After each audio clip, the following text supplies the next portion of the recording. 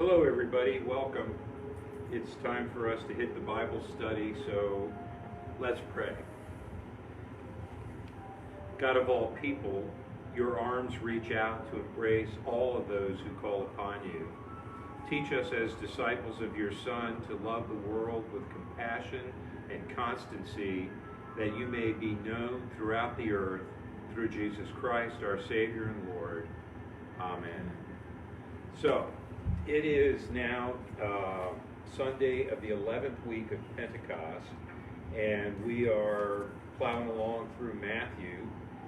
And the gospel text today is really kind of interesting because in it you have a very different presentation of Jesus than we're used to. So we'll get to that shortly, but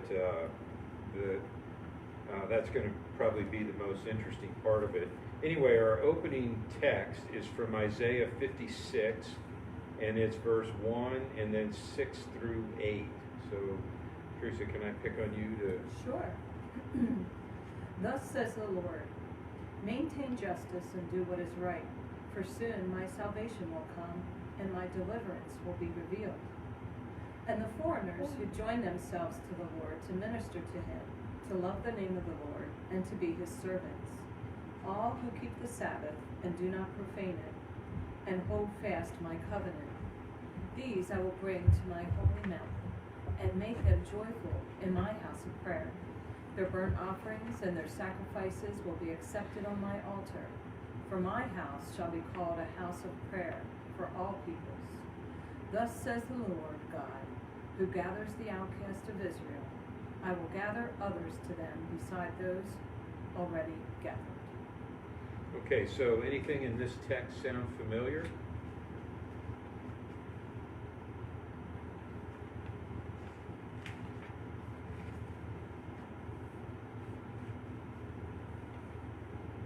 Yeah, I've heard it before. Okay. Anything in particular that jumps out?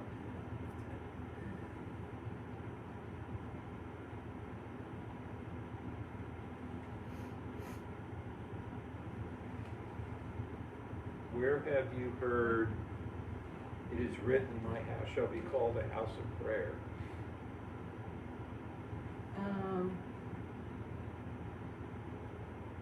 That is written in one of the Gospels. Okay. When he was in the temple, Yep. quite angry about what was going on. Yes.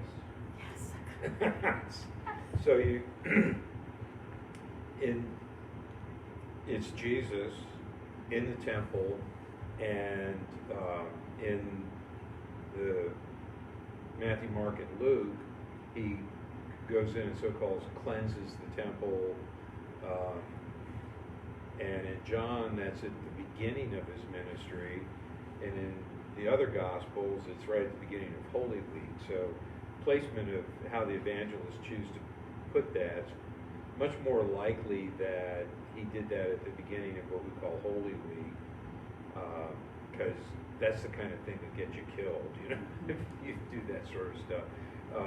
So we've seen that before. The general situation of Isaiah 56, and in the old days they used to struggle with, when they're reading Isaiah, you read through it and you go, wow, this situation is different than the next one, and then there's a third one. And for years people said, well, it was because he was a prophet, he's seen into the future. And then in the late 1800s, when they started doing what they called textual criticism and looking at it and saying, okay, what are we actually looking at here?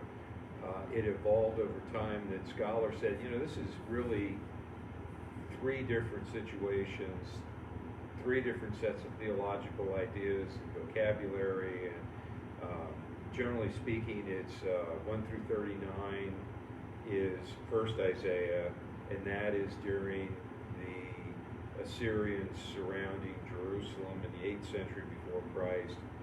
And then the second Isaiah is 40 through 55, and that's when they're in Babylon after the Babylonians come in. And then the third situation from 56 to the end is they're back in the land of Israel, in Jerusalem, and they are facing a whole new set of struggles.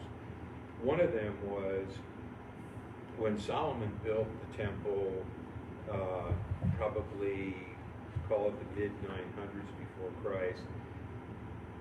That was the peak of the Israelite empire. They, Saul had established the borders. David really expanded it. Solomon took over all of David's work and held on to it during his reign, and it didn't come apart until Solomon's son Rehoboam. So when Solomon built the temple, they had the largest territorial control, the most amount of money coming in, and he built quite a temple. Plus, his father had wanted to build a temple, and through the prophet Nathan, God told him, "You're a man of blood. You are ritually not able to do this." So David hired the architects and bought as much of the material as he possibly could, and it's all sort of stockpiled, and the plans are there, and it's all ready to go. And when Solomon comes to the throne, he builds the temple.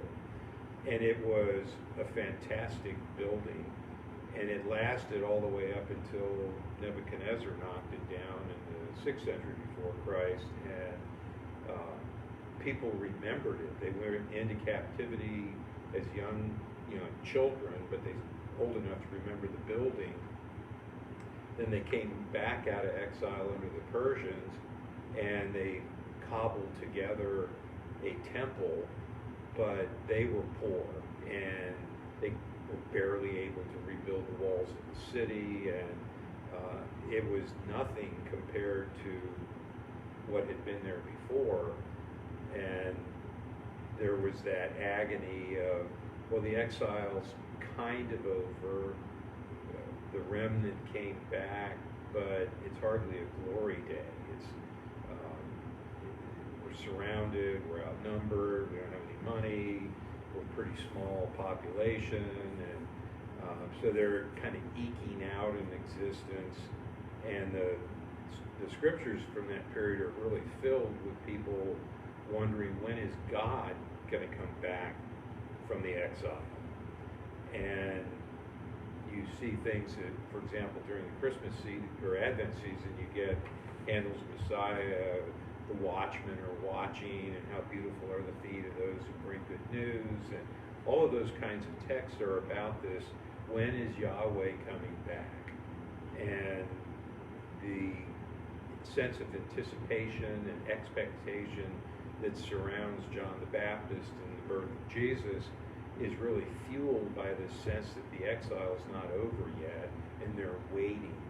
The last prophetic book in the canon of the Old Testament has, in Malachi, this sense of the one you seek will suddenly come to his temple. And so that all of this sort of anticipations around this, and here you have questions about why are we back and it's not a glory day?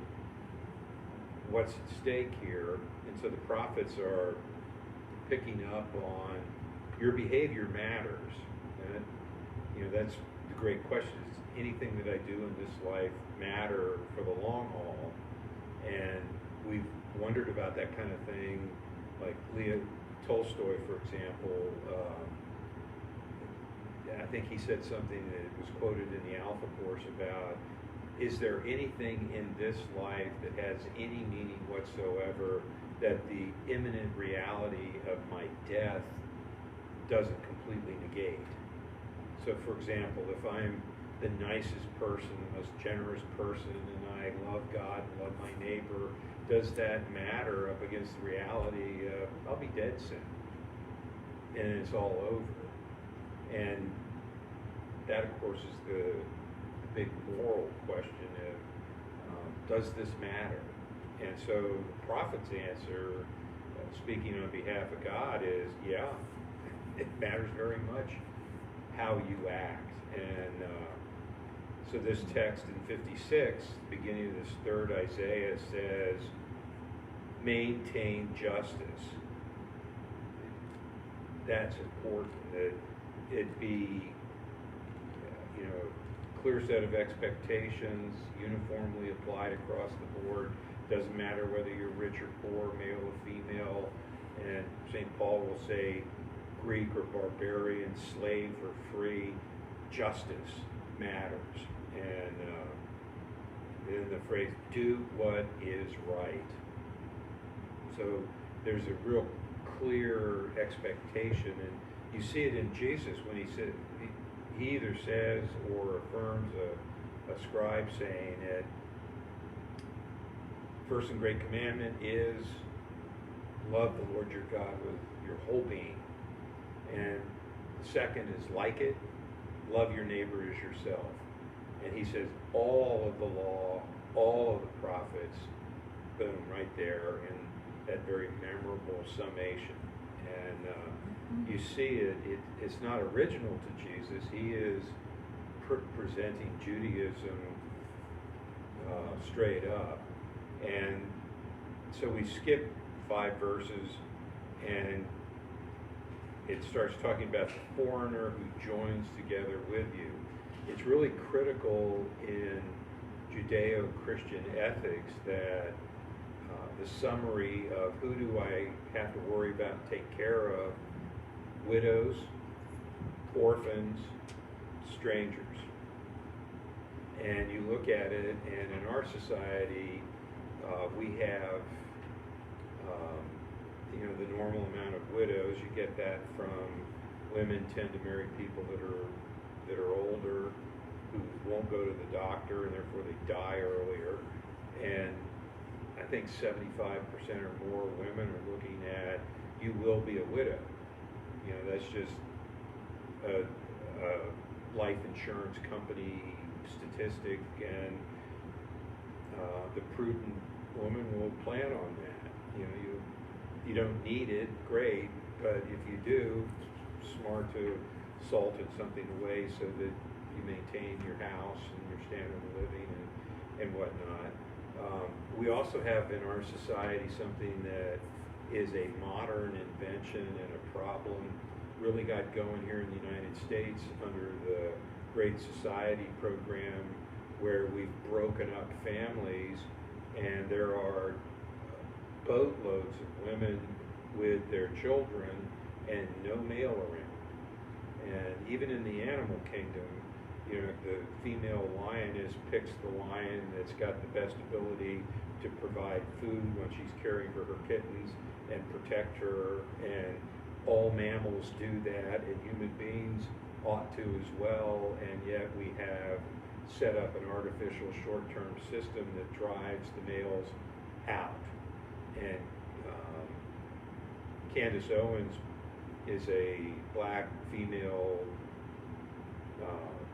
commentator on Prager University, and she's testified before Congress. She says the number one problem confronting, for example, black America, her expertise is absent males.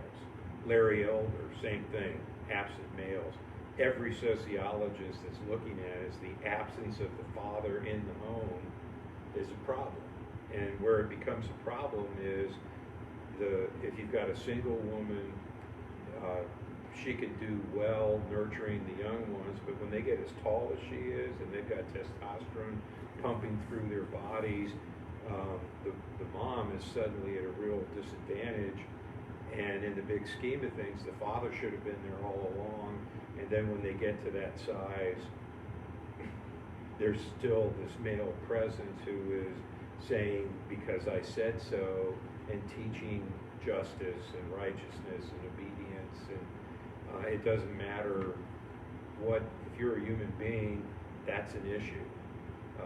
The great anthropologist Margaret Mead said in one of her books, the number one problem facing every society on the planet is, what do you do with your young men? And you see it here in the United States, you see it in the Middle East, you see it in Europe, you see it everywhere you go. And like right now, one of the little subsidiary problems we have with what do we do with our young men is the school systems are set up and very much favor girls at this point, to the point where admissions people at universities are wondering where the boys go. You know, they're not going to the universities, and the dropout rates and the petty crimes and then the gangs and all that kind of stuff is a big issue. So here in verse 6, and the foreigner who joins themselves to the Lord to minister to him, to love in his name, to be his servants. In other words, to be part of the Commonwealth of Israel and their worship of the living God. You know, don't exclude them, don't chase them off, don't treat them as second-class citizens and so forth, fully integrated in. And then it shifts from a couple of things here about on the phrase, and who keeps the Sabbath and prayer. And if you think about it, of all the commandments, you know, remember the Sabbath day to keep it holy, and it refers back to the creation and so forth. This is so important within contemporary Judaism that you are considered legally married as a Jew if you take your vows in front of at least 2 witnesses who are Sabbath-keeping Jews. So Ben Shapiro is an Orthodox Jew that you see on television like Daily Wire or whatever it is. He was discussing marriage and the state's role in approving and sanctioning and so forth. And he said, my wife and I got married in front of a whole congregation of Sabbath-observing Jews. That's what makes my marriage legit. There's nothing that the state can add to that. So Sabbath-keeping defines the people of Israel, along with some other things. But then you bring it over here, my house of prayer. What is prayer?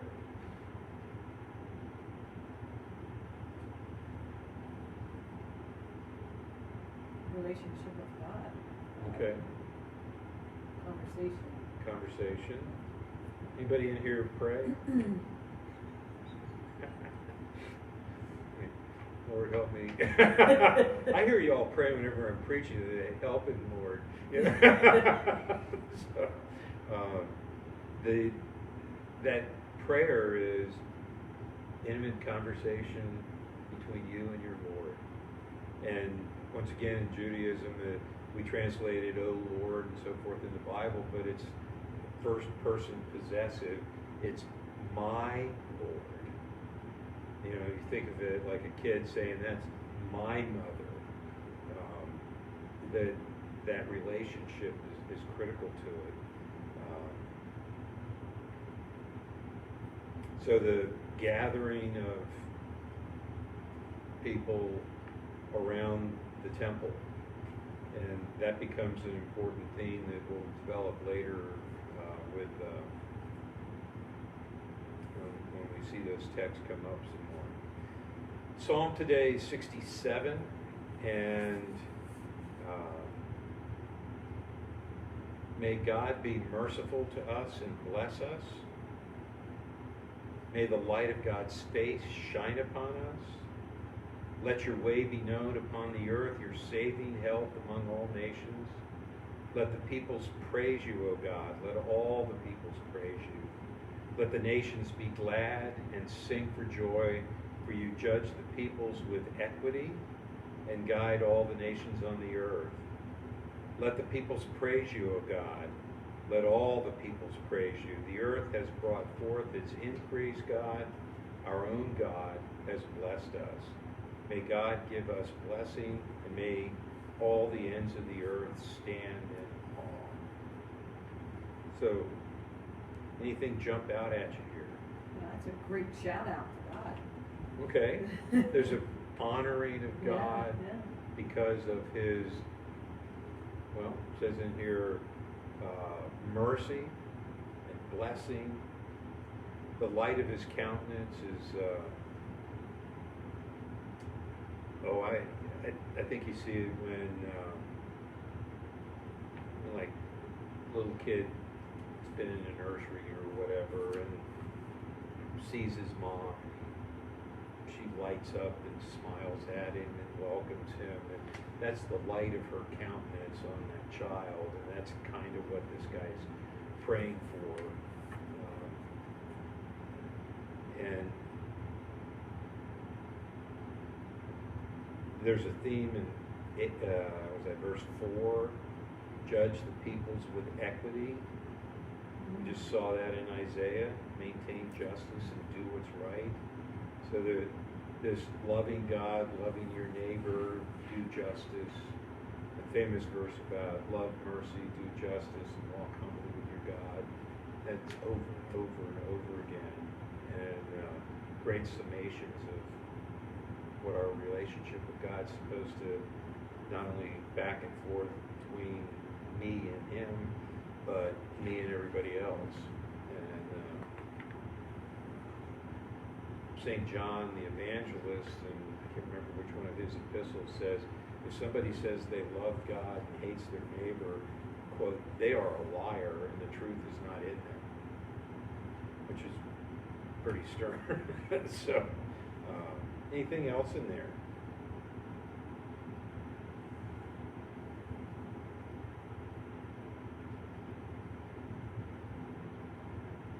Couched in and amongst this, the psalmist is asking for blessing, asking for increase, asking, in our society we use so much money, but if you were a farmer, increasing your crops or increasing your flocks, or that's okay to ask for that. But the psalmist is also asking it for us. Yeah. Not just. Yep. And for us. And at a level that the ends of the earth standing on go, Moses, look at that.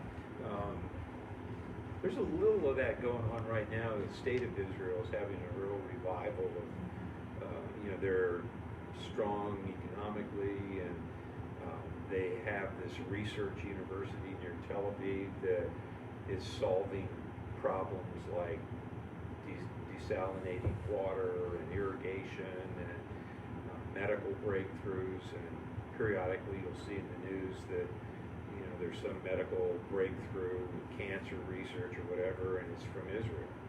And if you're praying for increase, and boom, there it is. And it's a blessing to everybody. And thanks be to God, like on the water issue in the Middle East, water is more important than oil. And technologies that they've come up with, they give it away. And that's a blessing all over, especially where there isn't any. Okay, our epistle today is from Romans, and we're at 11, so we're about 2/3 of the way through the epistle. Paul writes, I ask then, has God rejected his people? By no means. I myself am an Israelite, a descendant of Abraham, a member of the tribe of Benjamin. God has not rejected his people whom he foreknew, for the gifts and the calling of God are irrevocable. Just as you were once disobedient to God, but now have received mercy because of the Jews' disobedience, so they have now been disobedient in order that by mercy shown to you, they too may now receive mercy. For God has imprisoned all in disobedience so that he may be merciful to all. So this is part of Paul's, we're talking about the reintegration of Jewish Christians back into the house churches in Rome after they'd been evicted by Claudius or whichever emperor that was. And he's discussing the, why do we need them question, and how do they fit in? Because you've had a Gentile church that's been on its own and growing and doing fine without any reference to Jewish Christians, and now they're back, and there's a little bit of friction. I'm kind of reminded the history here, we were talking about that with integrating First English in here. I'm sure, just because it's human nature, that there were people of St. John's that said, well, why do we need them? You know, that kind of us against them thing that's so easy for human beings. And now you look at it, and half the people in the parish council are First English people. And I hate to say it, but I heard this past week that St. James may close at the beginning of the year, and the remaining folks there are going to need to pick some place to go to church. And there's been some close ministry between St. James and Concordia, so I'm assuming that would be the easiest place to transition to if that actually happens. But we may get a few here too, and you know, we'll have a chance to welcome the stranger and deal with this issue of why do we need these people? And it's like, well, there are brothers and sisters in Christ to begin with, and we'll start from there. But what Paul's arguing here is very sort of scribal way of doing this. He's got this close argument going, and he's seen as a Jew looking at the question of why did Jesus not get a better reception? You know, like, why didn't the whole nation throw in with Jesus? And that was a huge question in the early church, and Paul's arguing that in a sense they had their chance and they didn't take it. And like Jesus' parable of the king that invites all these people to a wedding feast and they don't come, so he sends his servants out and just fill the room. And so they do. And so he's kind of got that attitude going here, and saying that God's going to have His will accomplished, and it's not dependent on human beings. He wants to work in us and through us for the sake of all of us. But if this group of people doesn't want to play, somebody else will. And I have some friends down in Virginia Beach, and there was what was back in the 60s, a really booming Methodist church. Ended up giving its property and its endowment over to a startup non-denominational congregation, and they'd gotten from hundreds in worship down to a couple dozen. And one of the people from the Methodist church said to this startup church that we knew we had this chance about 15 years ago, and we did not do what the Lord wanted. And it seems like you're going to be the people that do ministry in this area. And so they got a perfectly functional building with parking and a picnic grove and money to maintain the building, and it was just a whole new group of Christians. And that's not unusual for God. Elijah, last week we were reading about him. I'm the only one. And God goes, well, actually, I had 7,000 others that I could have used, but you're not the only one. So God's never without a way to get His work done, and He wants to work with us. Let Him. That seems to be the message. Anything else in here jump out at you?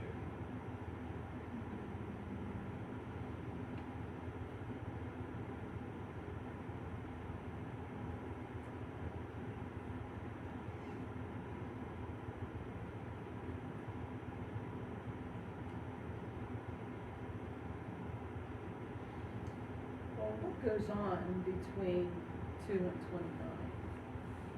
29? More of this very close argument. Okay. More of the argument. Now, the people that put the lectionary together they tell us they have a plan. Uh-huh. So It seems like a large gap, that's. yeah, sometimes they will come back at it later, and let's see, make sure I got the right place. 11 and 2. Okay, so just like in this one, the headings are the remnant of Israel, Gentiles grafted in, and then the mystery of Israel's salvation. So the biggest chunk that's being missed is an image that Paul uses of a gardener with an olive grove and grafting branches from one tree into another one. Mm-hmm. And I don't know anything about gardening, but you just did that thing on olives. Yeah, and I that's know how they. it's possible. Yeah. So his image is cut out the dead wood on a perfectly good trunk and roots and put in fresh. Mm-hmm. Saw something like it driving up to Carlisle yesterday, or on Friday, going through part of Adams County. There was several acres where they'd come through and they cut every single apple tree off at the ground level, and they were just apparently just done it. There were rows and rows and rows of these trees, and I've seen that all my life. They'll periodically cut them down and plant new ones, and I'm sure it's a productivity decision. And so you have from 11 through 24 is all about grafting in and out. And he also makes the point of, cut away the dead wood, grafted you in, you can be cut away too. So, Yeah. For if you were cut from what is by nature a wild olive tree and grafted contrary to nature into a cultivated olive tree, how much more will these, the natural branches, be grafted back into their own olive tree? So that's the biggest part of what we missed. Verse 25, lest you be wise in your own sight, I do not want you to be unaware of this mystery, brothers. A partial hardening has come upon Israel until the fullness of the Gentiles has come in. And in this way all Israel will be saved, as it is written, the deliverer will come from Zion, and he will banish ungodliness from Jacob, and this will be the covenant with them when I take away their sins. So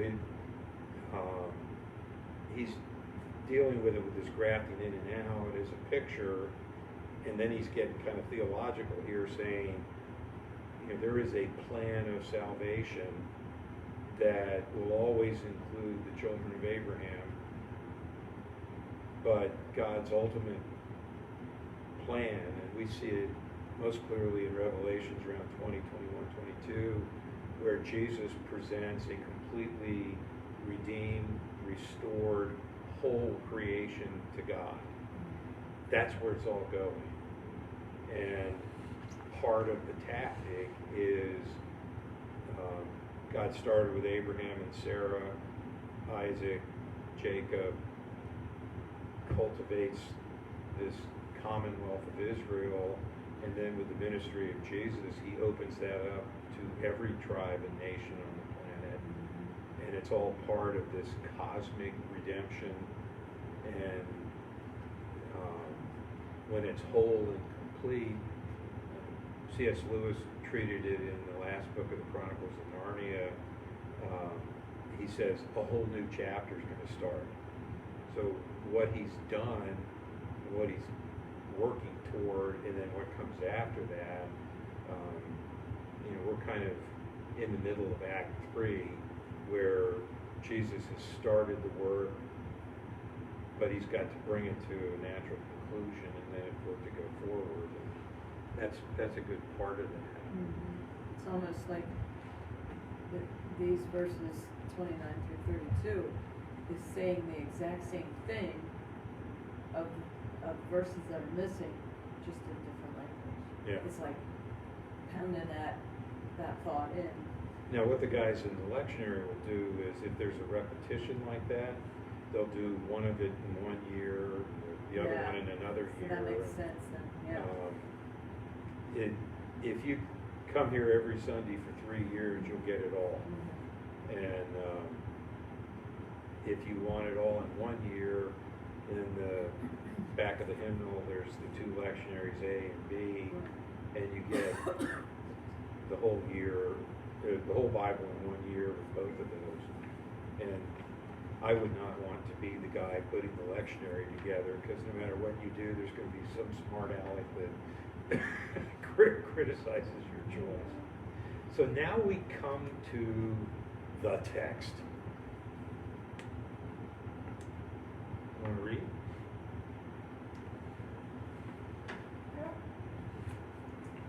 Jesus called the crowd to him and said to them, "Listen and understand. It is not what goes into the mouth that defiles a person, but it is what comes out of the mouth that defiles." And the disciples approached and said to him, "Do you know that the Pharisees took offense when they heard what you said?" He answered, "Every plant that my heavenly Father has not planted will be uprooted. Let them alone. They are blind guides of the blind. And if one blind person guides another, both will fall into a pit." So Peter said to him, "Explain the parable to us." Then he said, "Are you also still without understanding? Do you not see that whatever goes into the mouth enters the stomach, and what goes out into the sewer? But what comes out of the mouth proceeds from the heart, and this is what defiles. For out of the heart comes evil intentions, murder, adultery, fornication, theft, false witness, slander. These are what defile a person. But to eat with unwashed hands does not defile." Jesus left that place and went away to the district of Tyre and Sidon.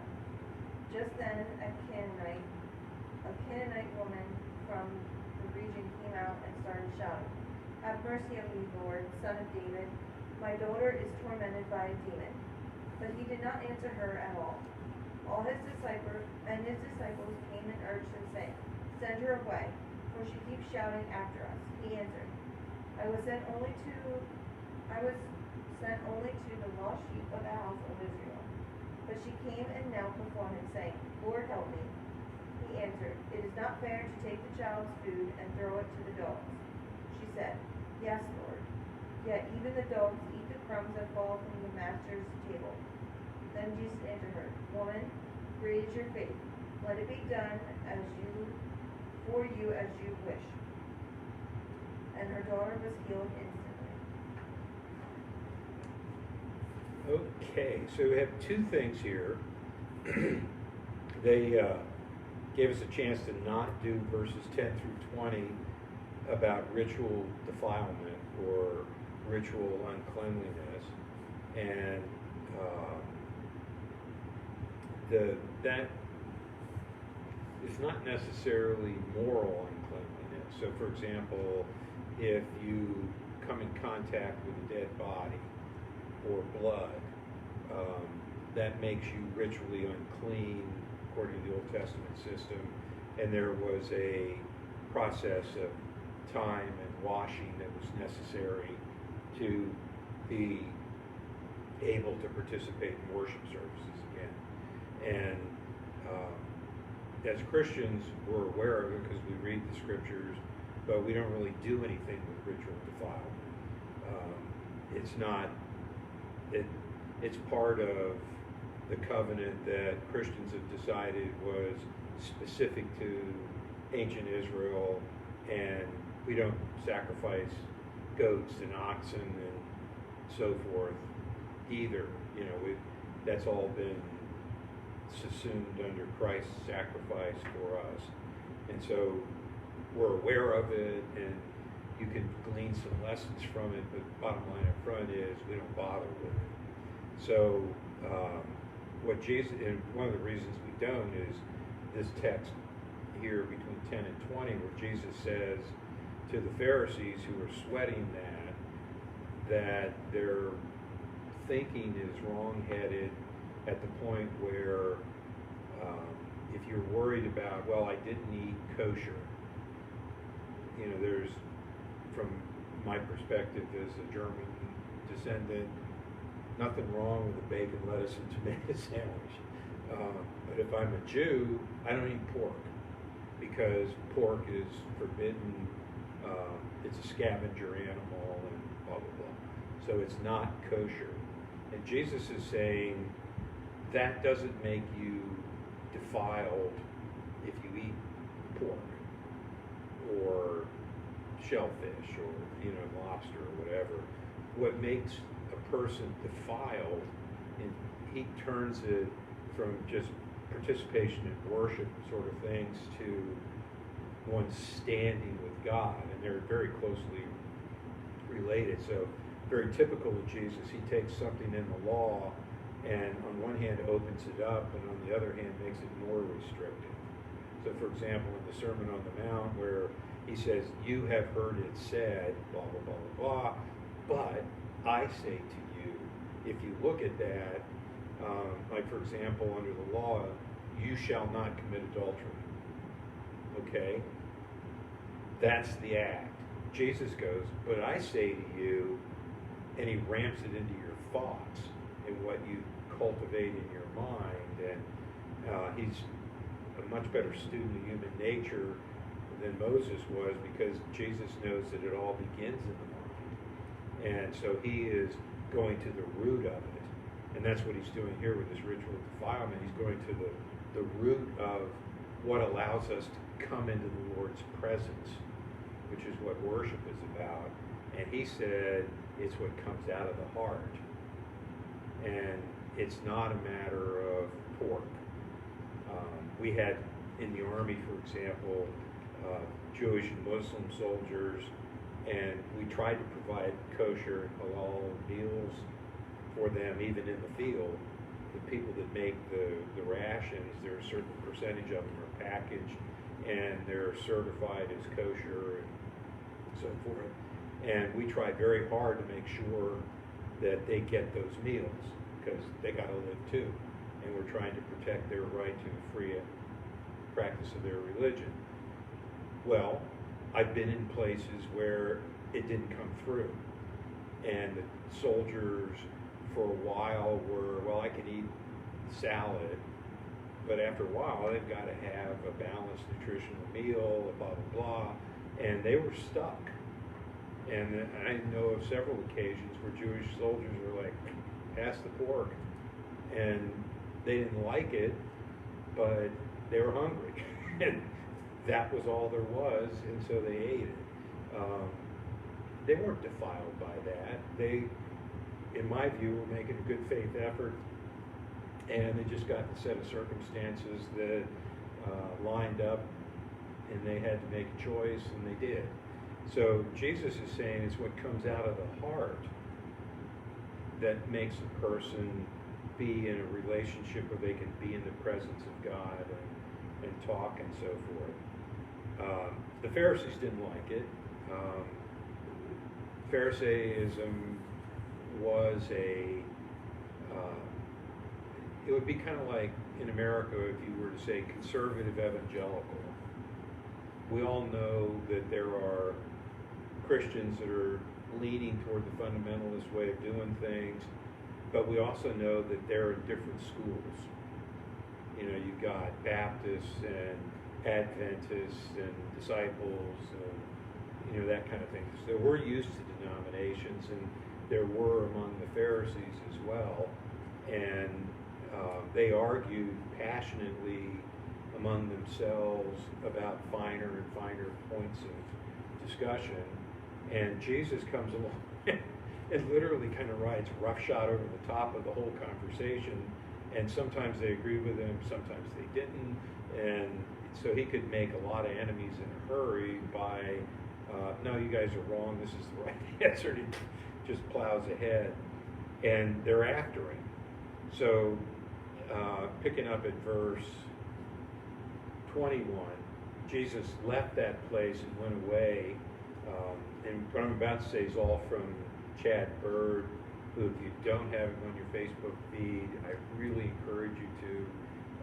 His stuff is great. He points out that this is one word in Greek. We have 1, 2, 3, 4, 5, 6 words.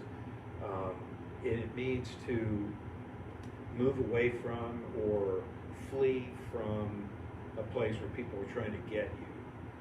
And Matthew uses it almost a dozen times to describe Jesus' ministry, where he's going in and out of places, and he will leave a place in order not to become encumbered there. And this is one of those places. So he leaves from this discussion place with the Pharisees about ritual cleanliness, and he goes into the district of Tyre and Sidon. And for us, it's like a couple of towns. Well, in the map over there, in the top left-hand corner, you see in large script Syria, a couple of red lines indicating roads converging on Tyre. And 25 miles north of that is Sidon. And 25 miles north of that is Beirut. So just to orient you. But you will notice that he has left the geographical territory of the Holy of Israel. So he's not in Judea, he's not in Samaria, he's not in Galilee, he's up on the coast. It's like he went to New Jersey for the weekend, you know. And so Chad Bird's big thing, he's an Old Testament professor, and his thing is read this text with your Old Testament ears on. Think about Tyre and Sidon. When does it show? And it shows itself early during the reign of David. And you remember David fought Goliath, who was a Philistine. And they're down on, right next to the word Galilee over on the coast. They were a real threat to the people of Israel. They were Greek people, sea people, and Goliath was a Philistine. And David was fighting a land battle against the Philistines, and a guy up in Tyre and Sidon named Hiram fought a sea battle against him, and they, you know, the enemy of my enemy is my friend kind of thing. So Tyre and Sidon and the people of Israel teamed up against the Philistines and beat them. So David's great-grandson, well, not that closely related. There was Solomon, Rehoboam, and then Rehoboam lost control of the kingdom, and a guy named Ahab became king in Samaria, and he married a Syro-Phoenician princess named Jezebel. Okay, so all of a sudden Tyre and Sidon is not just a great town on the coast, it's, well, when David was alive, it was a great alliance. And then we had this intermarriage with Jezebel, and she was a disaster.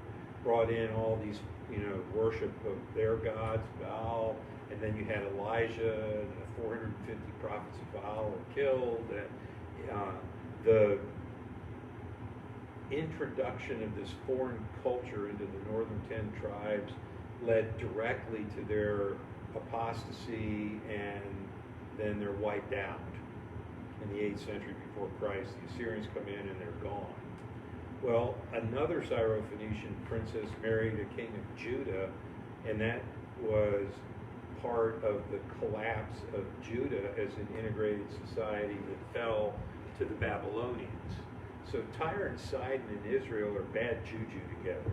They don't fit. They're not close relatives, so to speak. So if you're a first century Jew and you hear this story with Tyre and Sidon, all those kinds of things start coming to mind. And it's not a great connection. Another word that jumps out here, Bird points out that the word Canaanite only appears in Matthew's gospel one time and nowhere else in the New Testament. So what's he doing? What's Canaanite?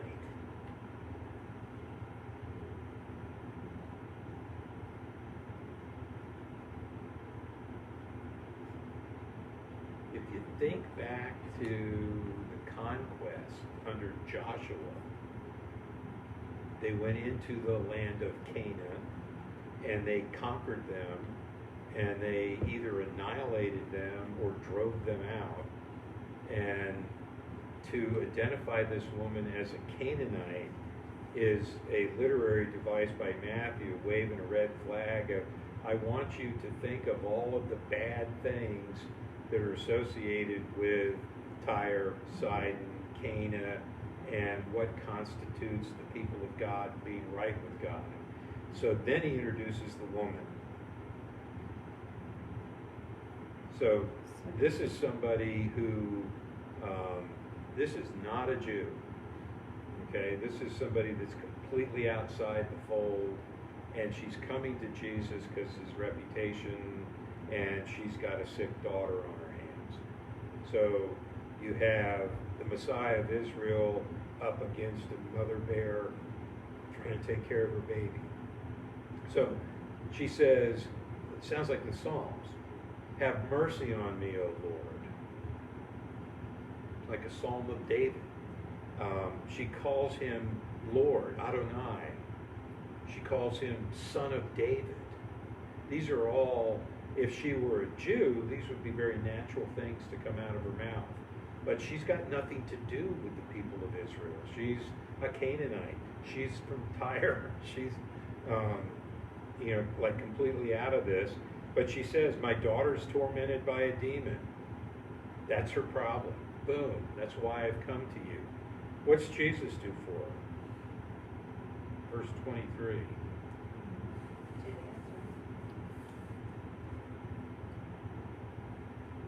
He ignores her. Yeah. Boom. Does she quit?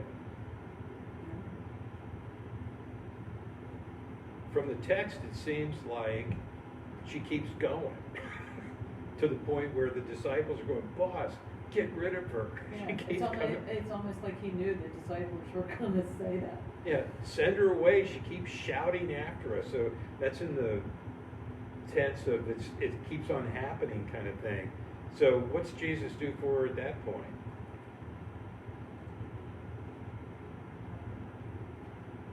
Oh.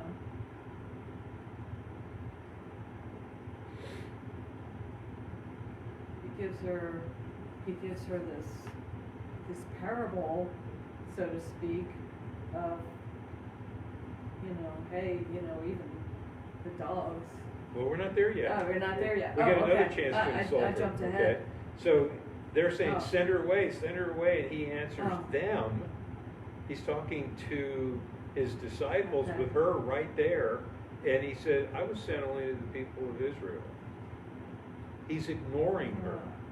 So at first, he doesn't acknowledge her presence, Okay. and then he keeps up another insult. He just ignores her and is talking about her with her right there. Okay. This is Yeah. rude. Yeah, Okay? yeah. If this was happening to one of us, we would be feeling offended. Mhm. This isn't great. But she came, and they say knelt, but it's really kind of like kowtow. This is like throwing yourself on your face on the ground at the feet of Jesus. That is the most, if you were looking for a body posture to indicate, God, I am in deadly earnest here. I'm throwing myself completely on your mercy. Throwing yourself on your face like that says that in spades. There's no way to get around it. And she says to him, and this is all over the scriptures, Lord, help me. She's completely desperate. She's got nowhere else to go, and she will not back off. And he says to her, it's not right to take the children's food and throw it to the dogs. Ouch. By any measure, that is ignoring, talking about while she's there, and then anybody got a better insult? And she will not give up. She says to him, yes, Lord, yet even the dogs eat the crumbs that fall from their master's table. And he is undone. I think he was working this situation from what I know of him, but he doesn't just give her crumbs off the table. He says, whatever you wish. He gives her everything. I think this is a story about persistence in prayer. I think this is a woman that's heard of Jesus, and she goes to him in her need, and she demands that he act up to the reputation about himself that he's caused to exist. And she's not going to take anything less than a full yes answer. And I think that if you and I would pray that way, we would get answers like this. But she has thrown away her pride. She has refused to be insulted. She is on a mission. I think it's really important that her mission is her daughter. And if this is intercessory prayer, if this is how you approach the throne of grace, what are you praying about that you love so much more than yourself that you would take this kind of treatment to get it? Your own children? Yes. What else? You know, we're calling on the people of St. John's to pray for this place. Do you love St. John's enough to pray like this, that it have a future? You know, or your country, or your husband, or, you know, I think this is about how to do intercessory prayer. The other thing that jumps out at me here is we are so used to gentle Jesus, meek and mild, that we forget that he is the agent of God's creation. He is Lord of everything that exists. That when demons are confronted with him, they throw themselves on their face in front of him and beg for mercy because they're scared of him. And we got this presentation of who he is that's pretty one-sided, and we're missing the point that he is Lord. And I think she could see it in a way that we don't. So anyway, it's an amazing text.